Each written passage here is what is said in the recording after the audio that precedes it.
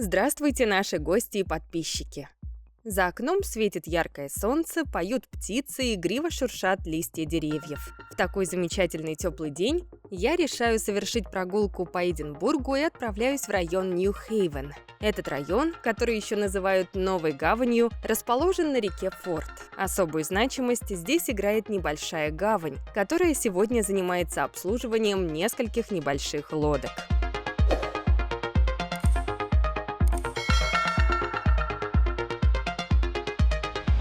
Меня этот район заинтересовал давно. Читая в интернете, я узнала, что в Нью-Хейвене было создано общество свободных рыбаков еще с 1572 года. А также хочу посмотреть стены сохранившихся часовен Святой Марии и Святого Джеймса, которые были построены, как предполагают, для работников верфи. Собравшись и захватив необходимые вещи, я отправляюсь в путь. Приехав на Ферри-Роуд, я начинаю исследовать местные достопримечательности. Мой маршрут начинается с прогулки по уютной, тенистой улице вдоль небольших жилых домов. Дойдя по пешеходной дорожке Water of Leith до невысоких ступенек и обогнув забор, я вижу в центре небольшой площади фонтан Кэтрин Синклер.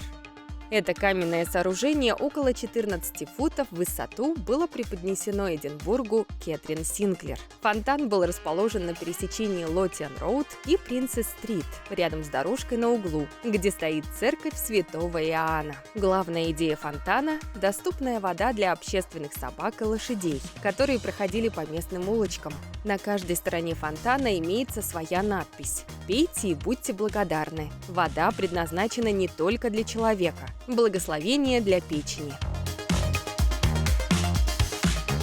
Осмотрев фонтан, я направилась дальше по улице, чтобы повстречаться со следующей достопримечательностью, а именно с парком Виктория. Выйдя вновь на пешеходную улочку, я дошла до указателя, на котором увидела направление движения и расстояние до парка. На входе на территорию парка меня встретили кованые ворота и информационный стенд, где рассказывается об этом месте, а также о правилах посещения. Территория парка достаточно большая. Зеленые, ровно подстриженные лужайки, большие величественные деревья и кустарники, вымощенные дорожки и места для отдыха. Здесь все располагает к отдыху и созерцанию природной красоты. Прогуливаясь по дорожкам парка, я дошла до статуи королю Эдварду VII, старшему сыну королевы Виктории. Эдвард занял место короля после смерти своей матери. Он получил образование сразу в 3 университетах – Эдинбургском, Оксфордском и Кембриджском. Вскоре после этого женился на Александре, которая являлась старшей дочерью короля Дании Кристиана IX. Статуя имеет довольно внушительный вид. Выглядит очень монументально и мужественно. От каменного облика короля исходит ощущение силы и величия. Находиться здесь одновременно и приятно, и волнительно. Ты как будто погружаешься в эпоху королей, становясь частью того времени. Насладившись созерцанием статуи, я вышла опять на улицу и начала спуск в гавань Нью-Хейвен. Прогуливаясь по улицам, я отметила для себя очень приятную атмосферу. Местная застройка – это 3-4-этажные дома со стенами, выложенными из камня, архитектура улиц, натуральный окрас фасадов, вымощенная дорога и тротуары. Все выглядит очень аутентично и колоритно. То тут, то там из-за крыш домов видны шпили зданий, крыши из камня и черепицы. В теплых солнечных лучах Нижний город смотрится очень приветливо и привлекательно.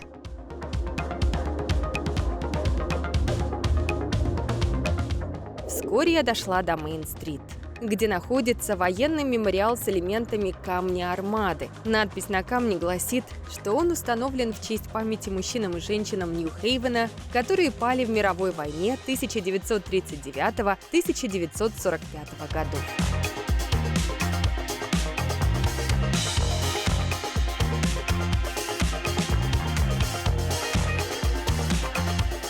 Далее я продолжаю знакомство с Нью-Хейвеном и отправляюсь гулять по Мейн-стрит. Моему взору открываются узкие улочки и вымощенные проезжие дороги, перекрестки и многочисленные магазинчики, расположенные на первых этажах зданий. Эта часть Эдинбурга некогда была независимой деревней, жители которой занимались рыболовством и судостроением. Местных жителей называли Боут-Тау. Рыбные торговки из Нью-Хейвена носили фламандские кепки, яркие жилеты, фартуки и пятнистые платки. На рыбные рынки женщины носили огромные корзины с продукцией. Эта традиция сохранилась в городе и в наши дни. Меня сильно удивило и впечатлило, как среди каменных стен и дорожек органично смотрятся роскошные зеленые кроны деревьев и цветов. Они привносят в атмосферу улиц оттенки свежести, наполняя их красками. Несмотря на то, что по пути мне встречается большое количество машин, город все же выглядит достаточно самобытно и как-то поисторически привлекательно. Свернув в уютный дворик, я подошла к еще одной известной скульптуре древности – камню Армады. Артефакт установлен на фронтоне здания с видом на общественный сад.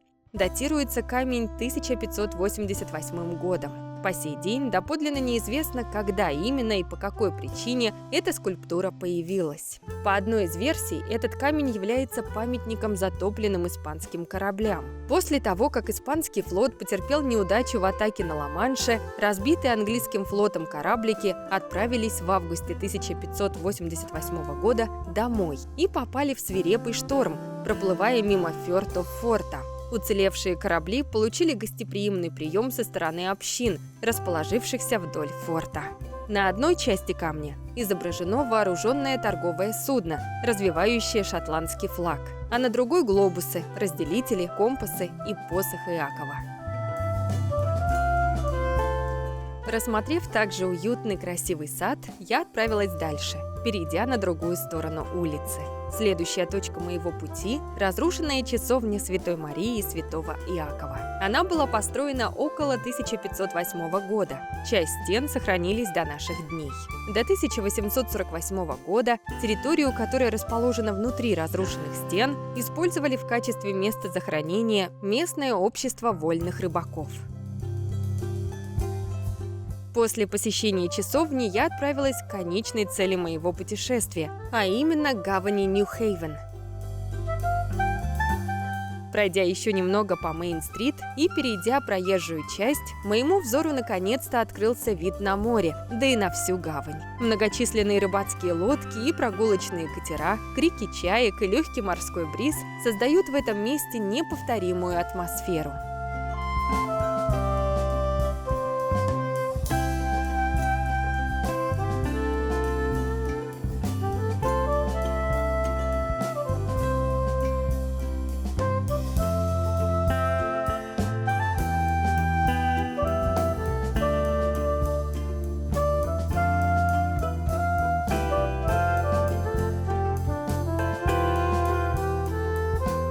Мое внимание привлек белоснежный, переливающийся блеском в лучах теплого солнца маяк.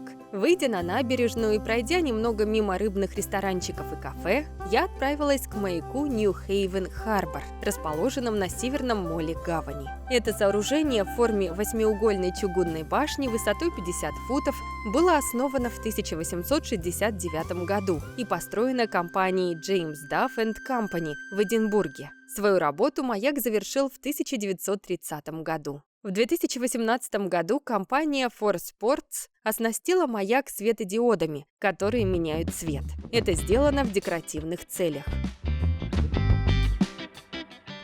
Осмотрев маяк, я решила еще немного прогуляться по набережной, чтобы насладиться прекрасным видом на морскую гладь и подышать соленым морским бризом. С этой части гавань и городок выглядят еще более красиво и самобытно. На этом я решила завершить знакомство с достопримечательностями Нью-Хейвена и отправилась обратно. В целом прогулка по гавани меня приятно удивила. Я получила много положительных эмоций, насладилась красивыми видами на море, познакомилась с интересными историческими фактами.